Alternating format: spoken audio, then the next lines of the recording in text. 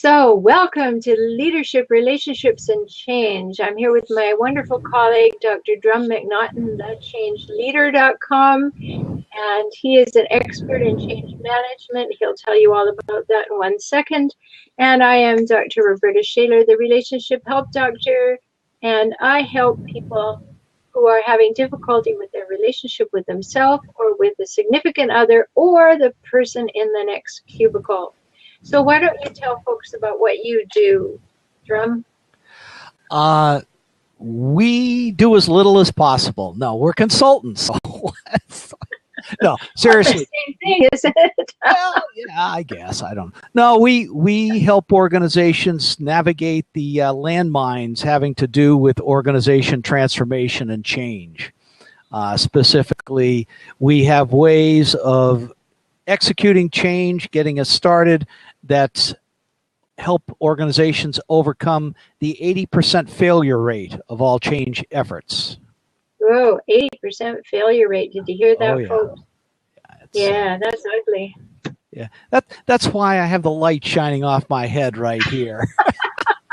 First of all, it went gray and then it disappeared, right? Exactly. Yeah. You can see what a successful consultant he is by the decline in his hair count.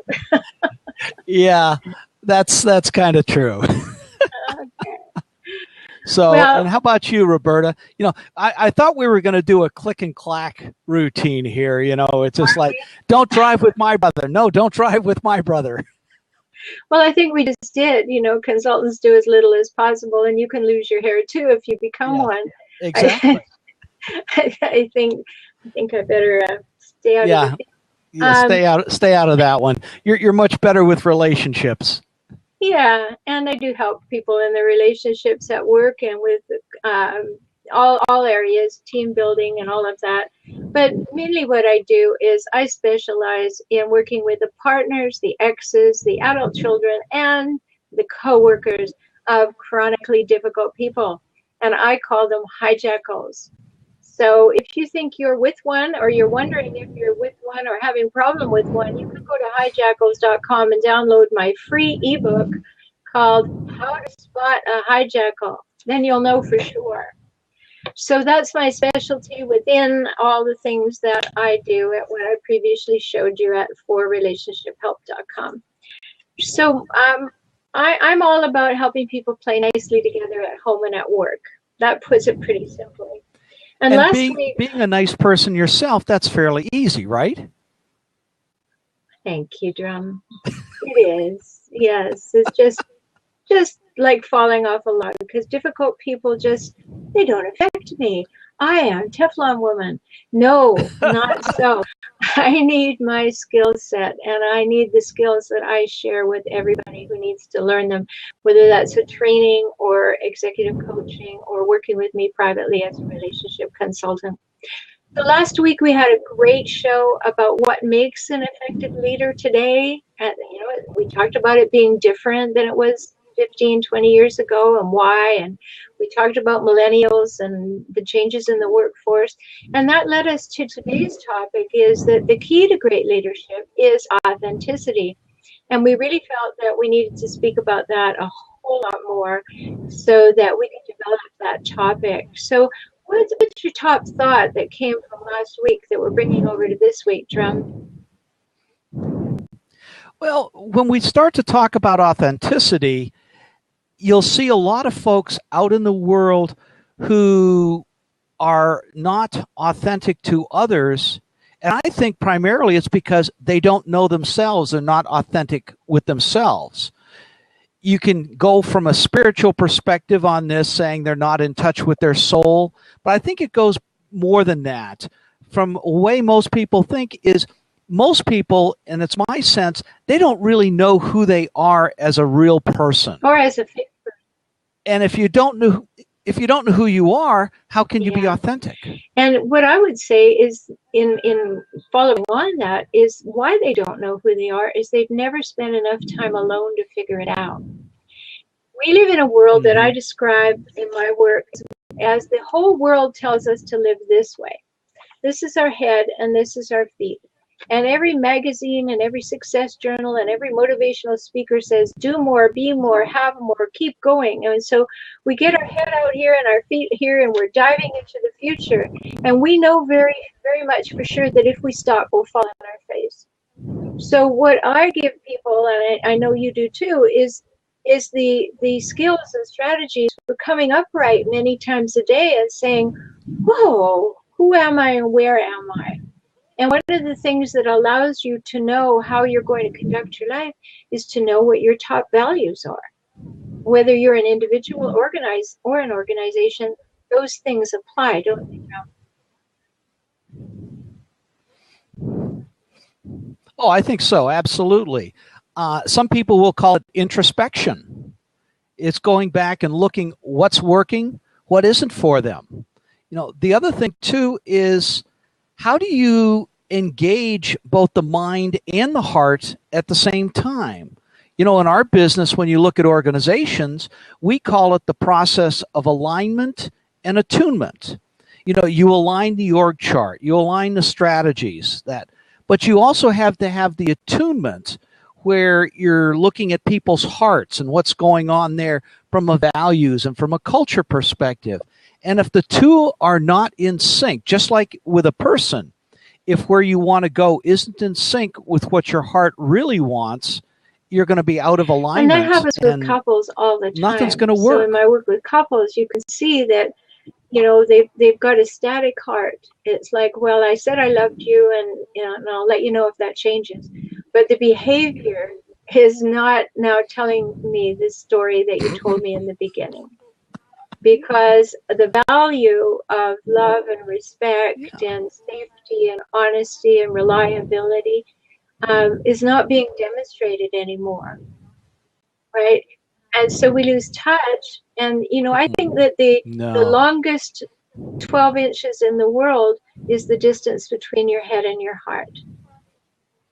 And so that's reflective of what you were saying, because you can stay above the nose, and you can have all kinds of information, and you can come a little lower, and you can say all kinds of good things. But I've mentioned before that on my consulting room wall is the most important thing I think I can teach anyone. And it says there in big gold letters, the truth is what you do. Not what you say, but what you do. And we have to come down to that place within ourselves where we're willing to be introspective, as you said, to sit and look, be self-reflective, and say, is my behavior really demonstrating my values? Yeah, absolutely. I was having a conversation this morning with my book editor, which, by the way, we finished the last chapter today. And so, so we've got to go through the editing process now, which is always interesting. But, not mine either. But we were talking about introspection. We were talking about being in congruence or in alignment with the vision and the values. And to me, that is fundamental. It's got to be within people and within an organization. Of course, your focus is more on the individual person. Mine is more on the person, or I'm sorry, the organization. But when you bring the two in, most folks forget that it's people who make up an organization. I remember a client that I was working with years ago. We had just done a culture survey in preparation for going into a very large strategic planning seminar and workshop. And the seminar or the assessment came out that management is not in touch with the employees. And as you're going through most organizations, there's a people component about the plan. Well, they didn't want to put that in. They had forgotten that their entire intellectual capital for the company walked out the door at 5 p.m. You're really not going to say that your people are worth taking care of or do things to get over this perception? I think this is one of the biggest reasons why organizations fail, is they just don't listen to what their employees need and what they want. I created a strategy in 2000, 2001, and I called it the consociate way, which means doing things collaboratively, but I like the word. And what I said at the top of my website at that time is there's no such thing as an organization. There is simply a group of people who come together for a common purpose where everybody gets something of what they want, whether that's a paycheck or a good feeling or, reward, whatever it is. And if we don't have people in the mix, really close to the top of the mix, we've got a problem. And if we don't encourage them to think about who they are, like after 2001 and after 2008, when people stopped doing quite as much training and they got a little fearful about the dollars and the travel and all, one of the things that I saw that really declined was companies giving and organizations giving their employees the opportunity for self-development. Now, I realize that's not the corporate need in terms of directly relating to how the bottom line is. But the fact is that if you don't help people think about themselves or help them communicate better generally or manage conflict better or collaborate, you don't help them with those skills, and you give them the time to do it, they're not going to go and do it by themselves, likely. There'll be a small percentage of people who will, but the rest won't. So we've got this group of people moving together without any further information, and that's not good. We've got to be opening their minds all the time, adding to their knowledge base. No. Mm-hmm. And when you start talking about authenticity, it starts with the individual, but then it also expands out to the entire, the work team, the group. And you brought up two really important points that I thought. One was an organization is a group of individuals who come together for a common purpose. Now, that common purpose is what it should be, that shared vision, that drive forward. An organization is just an artificial boundary around a bunch of people. You can say a corporation is an entity. Well, maybe it is, maybe it isn't. But if you look at it from that perspective, the individual has to be authentic to themselves. They also need to be authentic to the organization or the team, and the team needs to be, and the organization needs to be authentic to them. And when you have that disconnect, that's when you get into problems, and it's time to have a parting of the ways, a divorce or whatever, if you can't work out the differences. It's really tricky. I teach negotiation in the MBA program at the University of Texas at Dallas, and we were talking about these kinds of things, and they said to me, why is the first thing that you gave us in the first module of negotiation training your trademarked exercise called the values shuffle? What has this got to do with negotiating? And I said, well, here's what it has to do with that. And you as a person equals you as a negotiator. I can give you all the skills. I can tell you what the job description is. I can tell you what the outcome we want. Mm-hmm. But if you don't know who you are and how you relate to other human beings, you're just going to be a bundle of skills. And then when you get the stress of negotiation and things get a little heated, you're going to fall apart. So you've got to know who you are, because these are the future leaders of America. That's what I tell them. And you have to be taking that lead all the time by demonstrating who you are by what you do. And that includes when you're in the negotiation process. And if you don't get that, then you're going to be, cheating. And I'll just add a second thing, because I think you probably have something to say about that. But the second thing is that I said to them on the web conference, I said, I marked down, I keep a tally of who speaks on this call. And somebody said to me, well, why do you do that?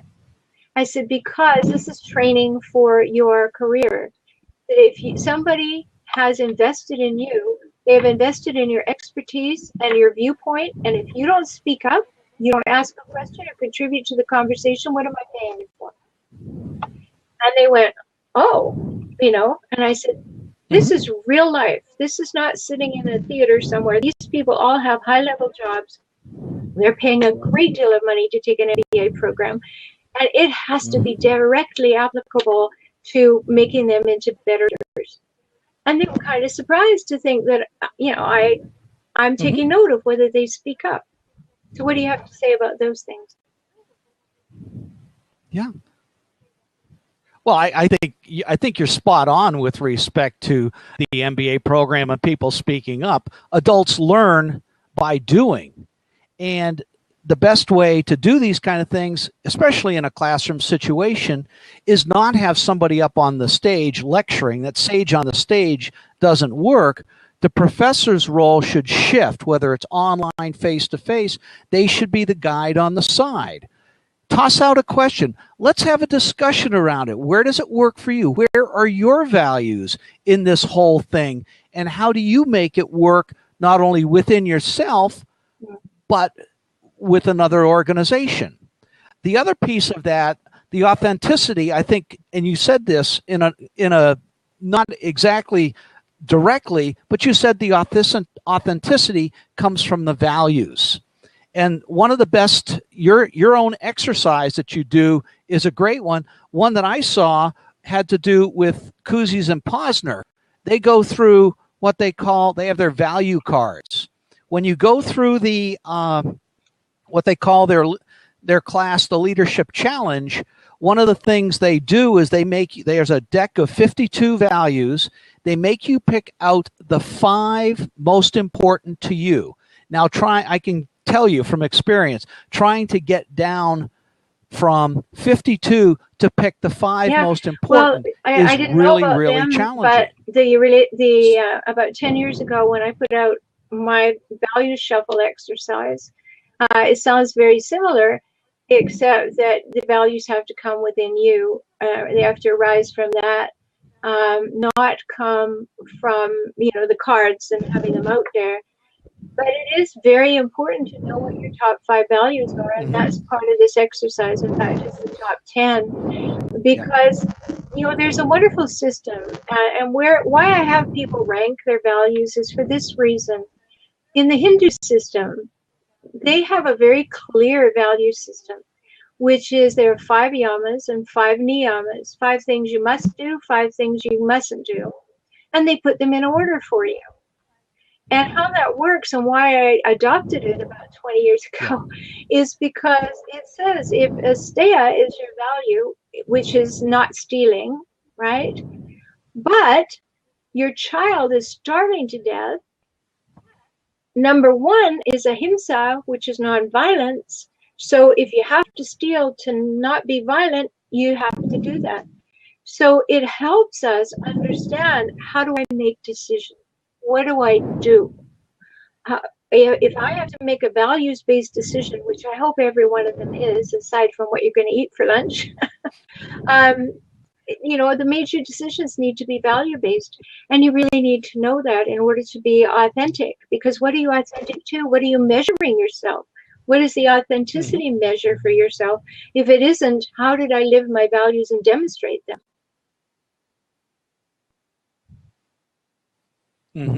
And the authenticity goes beyond the values. That should be the foundation piece for what's going on is your values. But it goes to so much to trust. And right now, there is so little trust out in the workplace, so little trust in government, really so little trust in the world. Is authenticity is that window. Transparency and authenticity are the windows to trust. And if you're not authentic, if you're not transparent, i.e., you're doing what you say you're going to do, just like what you said, that truth is not what you say, but what you do. If you're not authentic in that way, how do you gain the trust to be able to go through the major changes that we are right now? Forget, the world. Everybody knows the world is changing anyway, as much as some people would like it not to. But how do you get people to change even in a workplace or in a relationship it's impossible if you can't trust the other person? And it takes a whole lot of time to regain trust, to rebuild trust. So let's start from a good place. I just want to remind people, these are where you can find us. The top one is my website. The bottom one is Drumm's website. And if you're looking for great free information, you'll find it there. It's really important to go this deeply into ourselves and into how our organizations best work. I remember I was brought in as acting general manager to a company in New York, in Manhattan, 10 years ago. And they had a value statement, and one of the values was fun. And I understand that. I'm sure Facebook has that as a value, and Google has that as a value because it's full of millennials. But this woman brought her dog to work, a huge dog. And every time a messenger or somebody came to the door and walked in, this dog ran over and sniffed the inappropriate parts. So I went to her and I said, if you're having your dog at work, which is absolutely fine with us, you must keep the dog near your desk. And she looked at me and she said, well, one of our values is fun, and that wouldn't be fun for me. Now, that was just one of those moments when he realized that that exercise that people did to develop the values had 360 degrees of meaning to every single person in that company. And it was a useless thing to have. It wasn't a unifying thing. It did not define the organization.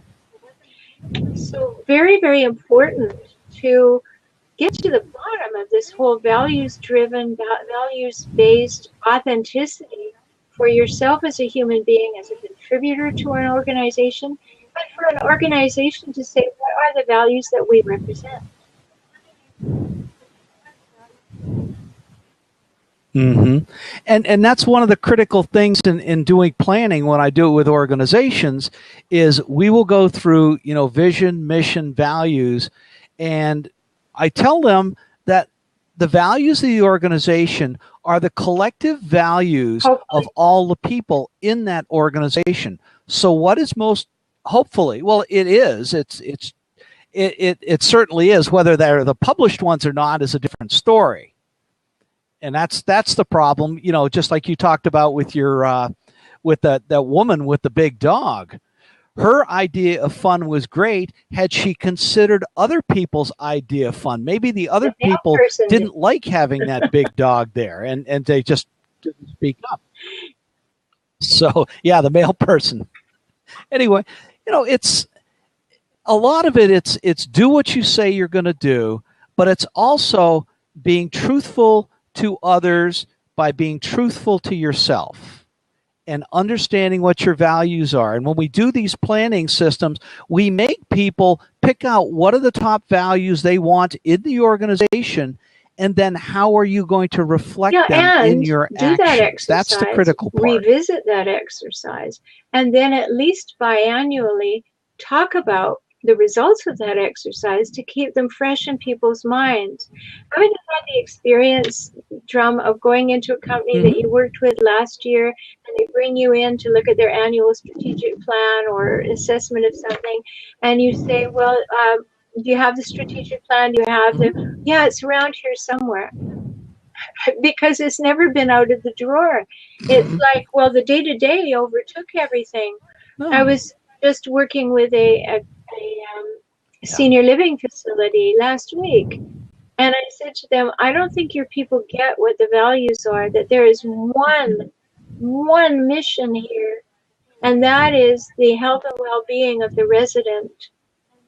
And I said, it is not top to bottom known and acknowledged and focused on that is the number one mission. And I said, and here's an example of how that's so.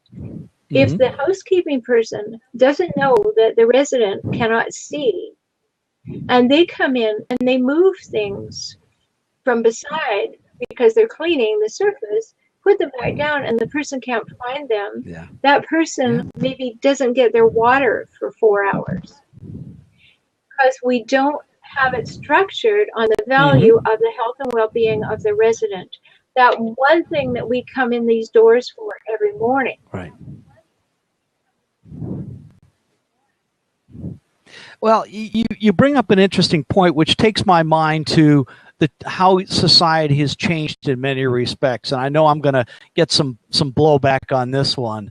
But we've become a society which thinks more about ourselves than we do about other folks. A lot of it came from the doing away with the draft. And, whether you believe in mandatory military service or not is irrelevant, at least to me. What it is, it's doing something outside of yourself for someone else for the greater good. And what we have become is a society which requires us, not wants us, but requires us to look out for ourselves rather than looking out for our fellow man or woman. If we can put that back in, we come to understand that the workplace is a place where we can grow, we can serve others instead of just trying to make money. That's also part of being authentic, is understanding what the true meaning of work really huge. is. I go back to my example of the woman with the big dog. How much of her day did she spend tending to the dog? And so how much of the day do you spend? Yeah. There was a study done in 2004, and it showed that up to 42% of an employee's time was spent either expressing or resolving conflict. And imagine the downside of the workflow when up to 42% is taken. So I ask my students on the call on Sunday, what percentage do you think of your time is spent resolving conflict or experiencing conflict? And it went from 20% to 60%. Yeah, wow. So it's very important to understand that who you are as a person authentically has been well thought through so that you're in the right place, in the right organization, doing the right things for the greater good of all, so that you in fact are authentic through and through. And go ahead. Go ahead, I'm sorry. I was going to say, going back to what you were starting with at the beginning about the authenticity and what I was talking about the service, there's a great article that was done in HBR.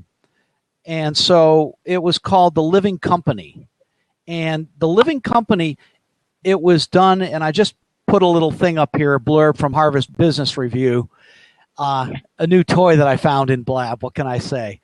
Anyway, what it talked about is two different types of company. One is an economic company in which it's there to create wealth for a select few. And that's what you typically see.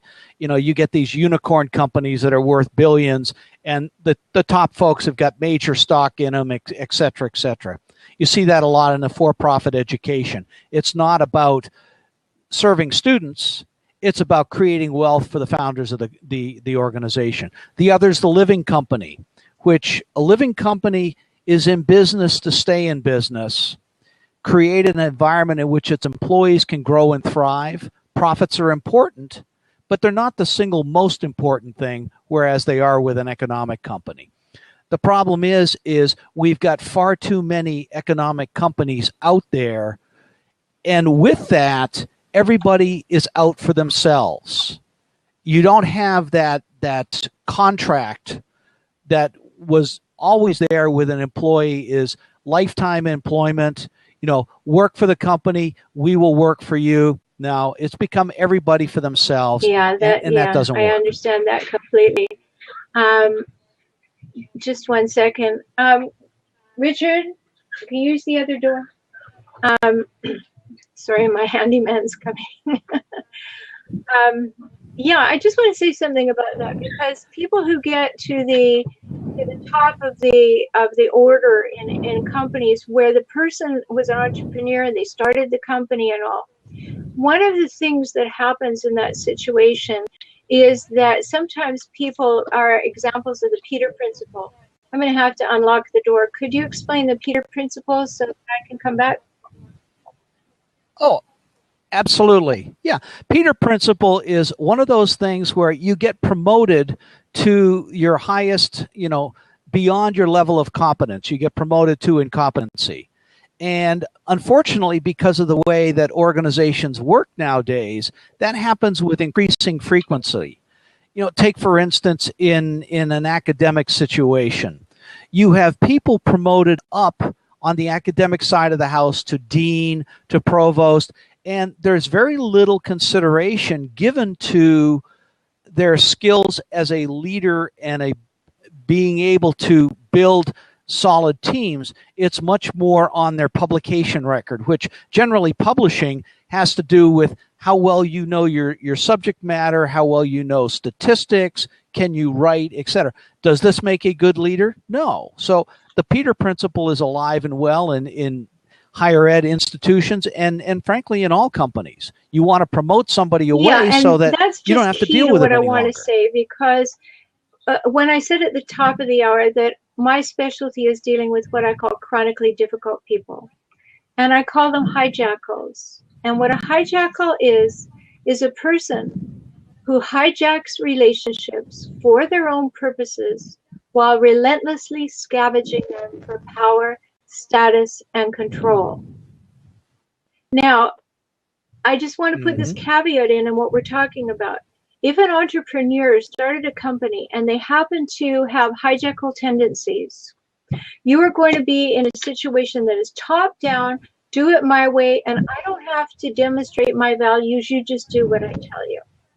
And if you find, I just wanted to put this other side into our conversation, Drumm, because we're talking about companies being unified wholes and dealing with everybody's best interest and well-being and contribution and honoring contribution. If you happen to be in a company that is run with somebody, created by somebody, or has someone in a managerial or CEO position that is a hijacker, you are not going to be valued, you are not going to be seen, and you're not going to be treated in the ways we're talking about today. And you're going to be treated to the perspective that you contribute to the person's bottom line. Power in the moment.